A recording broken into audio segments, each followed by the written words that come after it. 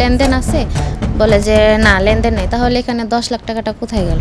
10 লাখ টাকা উনি ওনার কাছ থেকে নিছিল, নিয়ে আবার 14টা ট্রানজাকশনে ফেরত দিয়ে দিচ্ছে। টোটাল কত টাকা মানে আত্মসাৎ করা হয়েছে? 42,50,000। 2019 সালে ব্যাংক এশিয়ার এজেন্ট ব্যাংকের মানিকদি শাখায় অ্যাকাউন্ট খোলেন দিন মোহাম্মদ। নিজের সারা জীবনের পুঁজি ও জমি বিক্রির টাকা জমা রাখেন ব্যাংকে। নিয়মিত লেনদেনে শাখাটির মালিক ও ম্যানেজার আতিকুল ইসলামের সাথে গড়ে ওঠে ভালো সম্পর্ক। দিন মোহাম্মদ সিদ্ধান্ত নিলেন জমানো টাকা দিয়ে এবার স্বপ্নের বাড়ি বানাবেন। জমানো টাকা দিয়ে শুরু করেন কাজ। তবে হঠাৎই সেই স্বপ্নে নামে অন্ধকার। বাড়ির কাজে ব্যাংকে টাকা তুলতে গেলে শোনেন অ্যাকাউন্টে টাকা নেই। অসহায় দিন মোহাম্মদ একমাত্র মেয়ে দিলাফরোজাকে এসে জানান টাকা না থাকায় বন্ধ করতে হবে বাড়ির কাজ। দিলাফরোজা বাবার কথা শুনেই ব্যাংকে গিয়ে স্টেটমেন্ট সংগ্রহ করেন। তবে স্টেটমেন্ট দেখে বাকরুদ্ধ হয়ে পড়েন দিলাফরোজা, কেননা টাকা জমা দিলেও স্টেটমেন্টে প্রায় 42,50,000 টাকার কোনো হিসেব নেই। ম্যানেজার আতিক ও ক্যাশিয়ার সানজিদাকে প্রশ্ন করা হলে তাদের কথাবার্তা সন্দেহজনক মনে হয় আফরোজার। আমার আব্বা বলতেছে যে আর তো বাড়ি কাজ করা যাবে না, টাকা শেষ। তো টাকা শেষ কিভাবে? 1 কোটি টাকা আনছে, টাকা শেষ হয় কিভাবে? তো আমি আবার ব্যাংকে গেলাম, তখন যাওয়ার পরে স্টেটমেন্ট উঠাইলাম 23/2/21-এ 67,50,000 যে পে অর্ডারের টাকাটা এটা জমা হয়েছে। ওই একই ডেটে আমরা 20 লাখ টাকাও ক্যাশ দিই, ওইটা জমা করে নেই। পরবর্তীতে আমরা এই যে রিসিটের টাকাটা যে 7.5 লাখ টাকা, 5 লাখ এবং 2.5 লাখ টাকা জমা করি, এই রিসিটের টাকাটাও জমা হয় নাই। যখন আমরা আতিককে বলি যে আমাদের তো এখানে 21 লাখ থেকে 11 লাখের টাকাটা আসছে, মাঝখানে কি কোনো লেনদেন আছে? বলে যে না লেনদেন নেই। তাহলে এখানে 10 লাখ টাকাটা কোথায় গেল? ও বলতেছে যে এটা তো আমরা জানি না, আপনারা এত টাকা নিছেন, না হলে 11 লাখ কীভাবে আসবে? তো ঠিক আছে, লেনদেন যদি আমরা করি নিয়ে থাকি, আমাদের স্টেটমেন্টে তো আসবে না? এবার ব্যাংক এশিয়ার মূল শাখা থেকে স্টেটমেন্ট সংগ্রহ করেন তিনি। তবে এই স্টেটমেন্টে দেখা যায় 2021 সালের 29 আগস্ট 7,50,000 টাকা রসিদের মাধ্যমে ডিপোজিট করলেও তা জমা হয়নি। এছাড়া ভুক্তভোগীর দাবি অসুস্থ অবস্থায় 20 লক্ষ টাকা ডিপোজিটের জন্য নিলেও তা জমা দেয়নি ম্যানেজার আতিক ও ক্যাশিয়ার সানজিদা। এই টাকার কোনো রসিদও দেয়া হয়নি বলে অভিযোগ করেন তারা। মানে এরকম করেও আমাদের 3টা স্টেটমেন্টই দিছে একই রকম। যখন আমরা ওর কাছে কোনো উত্তর পাই না, তখন আমরা এই যে কারণ বাজার হেড অফিস থেকে একটা স্টেটমেন্ট উঠাই। এটাতে যেখানে আসছে 29/4/21-এ 10 লাখ টাকা ট্রান্সফার। এটা কার নামে? তখন ওনারা বলল এটা হচ্ছে যে ঢাকা মেডিসিন, ওদের একটা অ্যাকাউন্ট, এই এশিয়া ব্যাংকেরই অ্যাকাউন্ট, ওনার ওয়াইফের ক্যাশিয়ার, ওর অ্যাকাউন্টে এই টাকাটা ট্রান্সফার হয়েছে। আর তাহলে আপনাদের টোটাল কত টাকা মানে আত্মসাৎ করা হয়েছে? 42,50,000। ব্যাংক এশিয়া থেকে আমি আমার বাতিজাকে নিয়ে অ্যাকাউন্ট করছিলাম, ওইখান থেকে সে 42,50,000 টাকা মেরে দিয়েছে। এই নিয়ে এবার অনুসন্ধানে নামে দ্য নিউজ এবং দিন মোহাম্মদের ব্যাংক স্টেটমেন্টে দেখা যায় পূর্বের ঘটনা দুটির আগেই 10 লক্ষ টাকা গ্রাহককে না জানিয়েই একটি অ্যাকাউন্টে ট্রান্সফার করে আতিক ও সানজিদা। অনুসন্ধানে বের হয় অ্যাকাউন্টটি আতিকের মালিকানাধীন ঢাকা মেডিসিন দোকানের নামে খোলা হয়েছে। এবার এই বিষয়ে দ্য নিউজ কথা বলতে মানিকদি শাখায় গেলে ম্যানেজার আতিক বুঝতে পেরে পালিয়ে যায়। তবে ক্যাশিয়ার সানজিদাকে পেলে ট্রান্সফার হওয়া অ্যাকাউন্টটি তাদের বলে স্বীকার করেন। তাকে প্রশ্ন করা হয় গ্রাহকের টাকা কিভাবে তারা ট্রান্সফার করলেন। জবাবে সানজিদা বলেন তিনি গ্রাহকের লিমিট শেষ হওয়ায় অতিরিক্ত টাকা তুলতে চাওয়ায় তারা 10 লক্ষ টাকা নিজেদের অ্যাকাউন্টে ট্রান্সফার করেন গ্রাহককে দেওয়ার জন্য। এটা হলো আমাদের কারেন্ট অ্যাকাউন্ট। মানে আমাদের যখন লিমিট থাকে না, মানে 5 লাখ টাকা উইথড্র করার লিমিট থাকে, কোনো কারণে 5 লাখ টাকা উইথড্র করার লিমিট থাকে, তো তখন যাই আমরা ট্রান্সফার করে ক্যাশটা দিয়ে দিই। এভাবে আমরা করি, মানে ব্যালেন্সটা যখন লিমিট 5 লাখ উইথড্র, 5 লাখ জমা, 5 লাখ ট্রান্সফার না, উইথড্র লিমিট যদি আপনার 5 লাখ থাকে, আপনি যদি 7 লাখ নিতে চান, দেখা গেল আপনার ফান্ড ট্রান্সফারের লিমিট আছে 7 লাখ, ট্রান্সফার করে ক্যাশ দিয়ে দিলাম, আর আমরা এটা অ্যাডজাস্ট করে নিলাম। এই অ্যাকাউন্টটা কিসের নামে?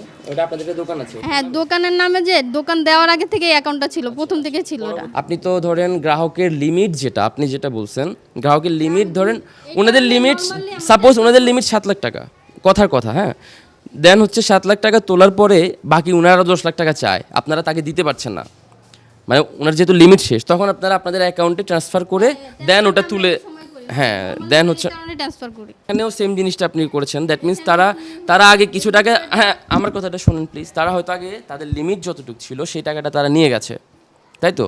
নেওয়ার পরে হয়তোবা তারা বাকি টাকা আরও 10 লাখ টাকা দরকার, তারা সেটা তুলতে পারছে না। আপনি যেটা বলছেন যে আপনি কেন ট্রান্সফার করেন, আপনি এই জন্যই ট্রান্সফার করেন, তার মানে আপনি এই জন্যই হয়তোবা ট্রান্সফার করছেন।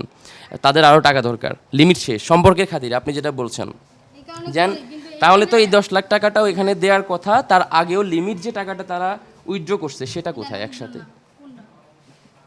মানে তাদের যদি লিমিটই শেষ হয়ে যায়, আপনার 10 লাখ টাকা ট্রান্সফার করার প্রয়োজন হয়, দ্যাট মিন্স তারা আগে অনেকগুলো টাকা তুলছে, তাদের লিমিট কত ছিল আপনি? 7 লাখ। লিমিট একদিনে 7 লাখ টাকা তোলা। তাহলে তাদের আগে তো সেদিন দেখেন 29 তারিখে কোনো 7 লাখের তো লেনদেন নাই, আছে লিমিট যে শেষ হয়ে যাবে। এই 10 লাখ টাকার হিসাবটা অন্যভাবে হয়েছে, এখানে 10 লাখ দেওয়া হয়েছে ওনার ভাঙা ভাঙা।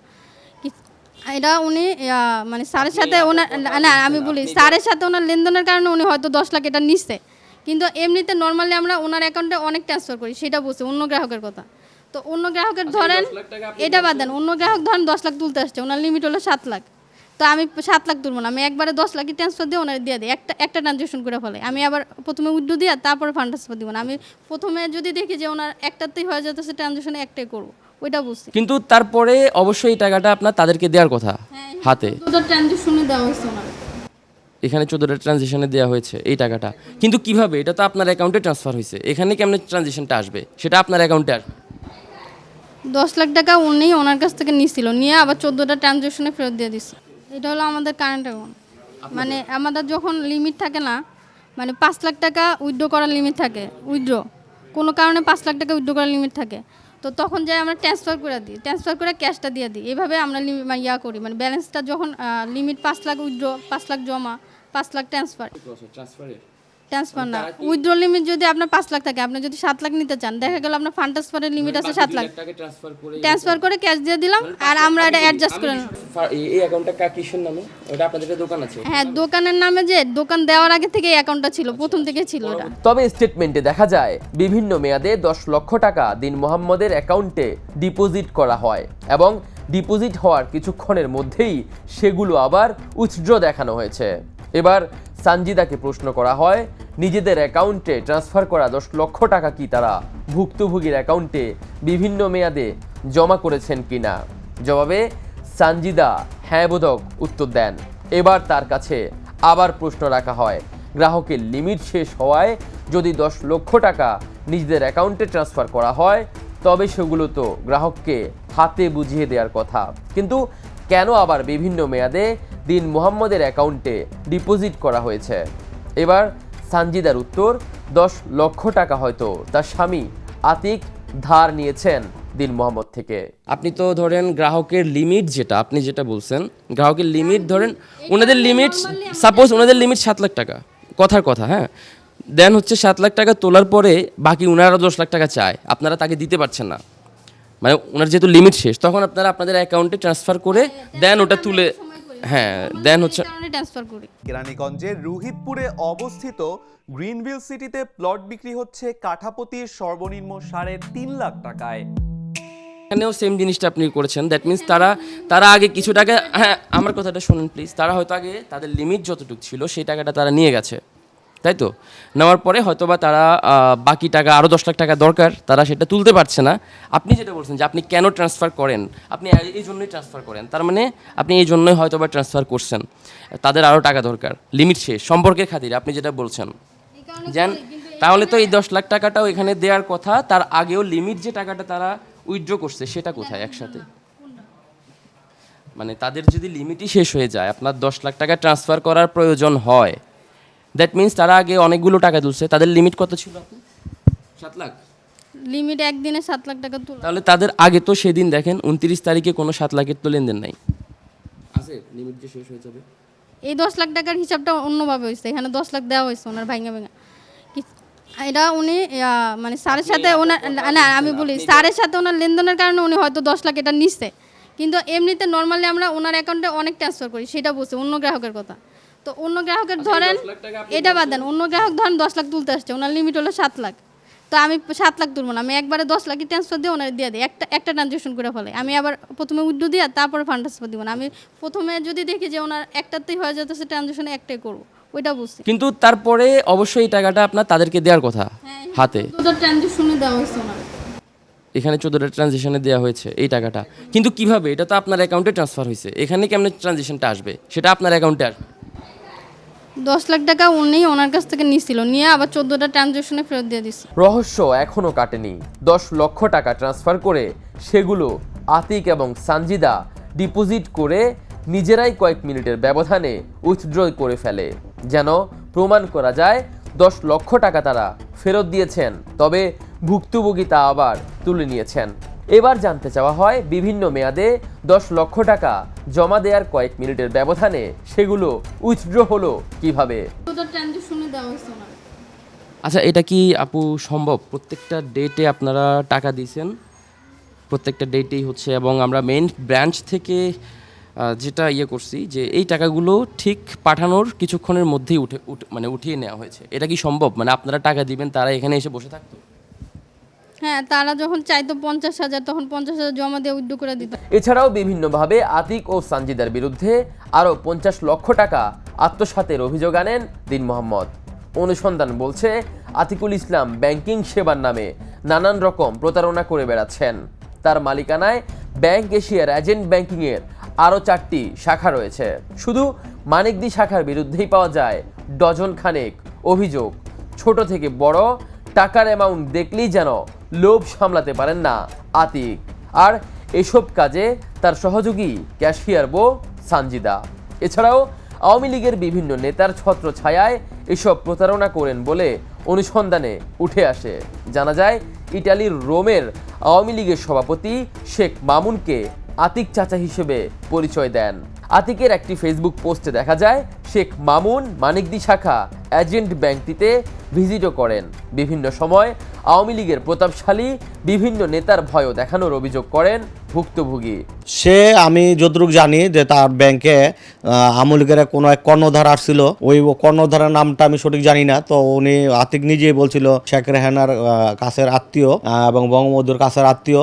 সে আসার পর তখন আমার আত্মীয় বলছে যে মামলা একটা না, এখন 10টা মামলা খাবেন, এ ব্যাপারে যদি বাড়াবাড়ি করেন। আমার বাসার ভাড়াটি উনি আপনার বাসা ভাড়া দেয় না অনেকদিন, দীর্ঘদিন, কয় মাস? ডিসেম্বরের থেকে এই সেপ্টেম্বর, মানে 1 তারিখ না 3 তারিখ আজকে। কালকে একজন আসছিল যে আমি টাকা পাই, আপনার কাছে কত অ্যাডভান্স আছে? তা আমি বললাম আমার অ্যাডভান্স দিয়ে আপনি কি করবেন? এ ব্যাপারে ব্যাংক এশিয়ার অফিস স্টাফ মোশাররফ হোসেন জানান, মূল ব্যাংক থেকে অডিট টিম আতিকের বিরুদ্ধে 22,50,000 টাকা অনিয়মের প্রমাণ পেয়েছে। এজেন্ট আউটলেট আতিক সাহেব হলেন এজেন্ট। আচ্ছা আচ্ছা, উনি এজেন্ট, অডিট করেছেন ওনারা। অডিট টিম থেকে ওনারা পরে কি জানো 22.5 লাখ টাকার মতো একটা পেয়েছেন। যে রিপোর্ট মূলত আমাদের কাছে নেই, আমি নিজের কাছে নেই অন্তত। আচ্ছা, এটা ওই টিমের কাছেই আছে, অডিট টিমের কাছে আছে। আচ্ছা। এছাড়া ব্যাংকটির first assistant vice president Ruhul Matin জানান, গ্রাহকের অভিযোগের ভিত্তিতে বাংলাদেশ ব্যাংকের রুলস অ্যান্ড রেগুলেশন অনুযায়ী ব্যবস্থা নেওয়া হচ্ছে। বিষয়টা নিয়ে ইনভেস্টিগেশন হচ্ছে। আচ্ছা আচ্ছা, ইনভেস্টিগেশন হচ্ছে, জি। কিছু প্রমাণ তো ডেফিনেটলি পেয়েছে। আমরা ইনভেস্টিগেট করে যেভাবে ব্যাংক এশিয়া বাংলাদেশ ব্যাংকের রুলস রেগুলেশন যেভাবে আছে আমরা সেইভাবে ব্যবস্থাটা। আচ্ছা আচ্ছা। তবে অনিয়মের প্রমাণ কিংবা ব্যবস্থা নেওয়ার কথা বলা হলেও এখনো কোনো ব্যবস্থা না নেওয়ার অভিযোগ করেন ভুক্তভোগী পরিবার। তারা জানান, 3 বছর ধরে মূল ব্রাঞ্চের ধারে ধারে ঘুরলেও কোনো সমাধান তারা এখনো পাননি। এই টাকার দায়ভার ব্যাংক এশিয়া নিচ্ছে না। আমরা বললাম যে এই টাকাটা তো আমরা আপনাদের ব্যাংক এশিয়ার এজেন্ট ব্যাংক, আপনাদের লোগো দেখে তো আমরা এখানে অ্যাকাউন্ট করছি। আমার নানা ব্যাংক এশিয়া কোনো দায়ভার নিচ্ছে না। গ্রাহক ব্যাংকে টাকা রাখে নিরাপত্তার জন্য, আর সেই টাকায় যদি স্বয়ং ম্যানেজার ও ক্যাশিয়ারের শকুনের চোখ পড়ে, তবে প্রশ্ন, গ্রাহক তাহলে বিশ্বাস করবে কাকে? আফতাব শুভ, দ্য নিউজ। দেশে দেশে সবার সাথে দ্য নিউজ।